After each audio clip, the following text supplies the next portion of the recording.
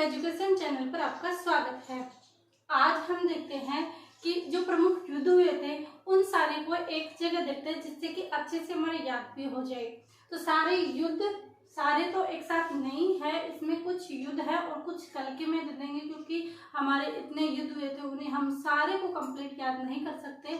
लेकिन कुछ इम्पोर्टेंट युद्ध है जो हर एग्जाम में हर बार क्वेश्चन पूछे जाते हैं और इसकी एक स्लाइड आपको कल दे दी जाएगी। तो चलिए स्टार्ट करते हैं। कौन सा? आबू का युद्ध। कौन सा युद्ध है? आबू का युद्ध। कब हुआ था? 1178 ईस्वी को।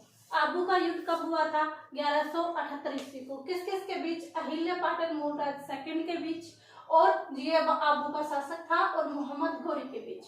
मोहम्मद घोरी के बीच और आबू का शासक अहिल्या पाटन मूलराज सेकंड के बीच आबू का युद्ध हुआ था 1178 ईस्वी में। इसमें जीत किसकी हुई थी? इसमें अहिल्या पाटन मूलराज की जीत हुई थी। जिसकी जीत हुई थी उसके सही का निशान है, बाकी गलत का निशान है। मोहम्मद घोरी की हार हुई थी।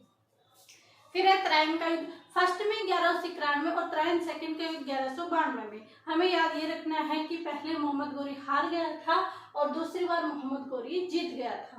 तो फर्स्ट बार में मोहम्मद घोरी हार गया था, पृथ्वीराज चौहान थर्ड जीत गया था।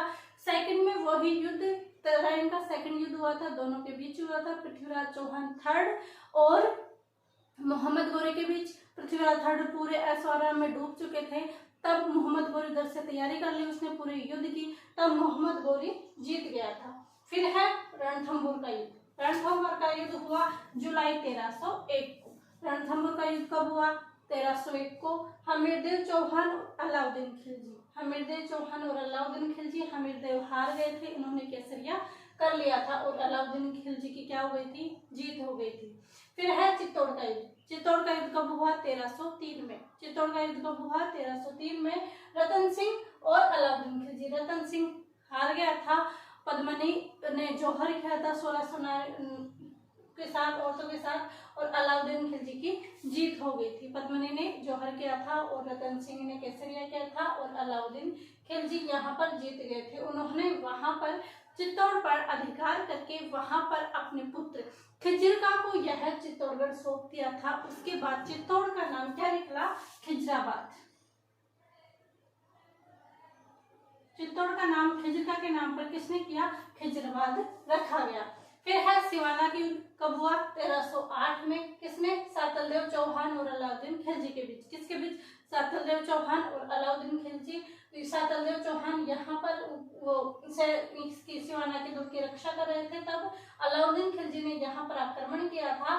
तो सातलदेव की क्या हो गई थी? हार हो गई थी और अलाउद्दीन खिलजी ने सिवाना पर भी अधिकार कर लिया था। फिर उसके बाद आता है जालोर का युद्ध। जालोर का युद्ध कब? 1311 में। कब हुआ? 1311 में। किस किस के बीच?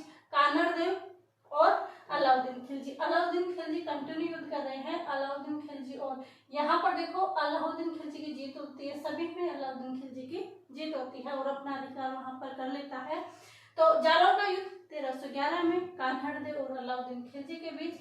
कान्हड़ देव की हार होती है और अलाउद्दीन खिलजी की जीत होती है। जालोर का नाम भी उसने बदल कर क्या कर दिया था? जलालाबाद कर दिया था।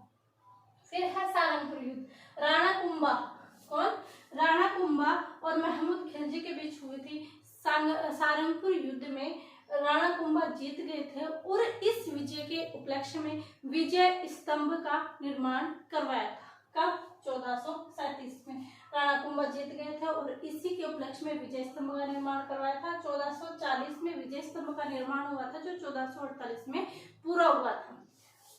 फिर है खातौली का युद्ध। खातौली का युद्ध 1517 में राणा सांगा और इब्राहिम लोदी के बीच। एक आता है बाड़ी का युद्ध। कौन सा युद्ध? बाड़ी का युद्ध। बाड़ी का युद्ध कब आता है? 1518 को।